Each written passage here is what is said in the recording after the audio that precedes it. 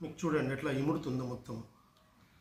అట్లా మనము భూమిలో ఒకవేళ నీళ్ళు 1 ఎకరాన్ని కట్టుకోవాలనుకున్నట్టయితే ఒక 180 లీటర్ల నీళ్ళని తీసుకొని అందులో ఒక 160 ml అప్సా కలిపి మనం స్ప్రే చేసినట్టయితే 1 ఎకరానికి మీకు భూమి కూడా మొత్తం గుల్లబారుతుంది.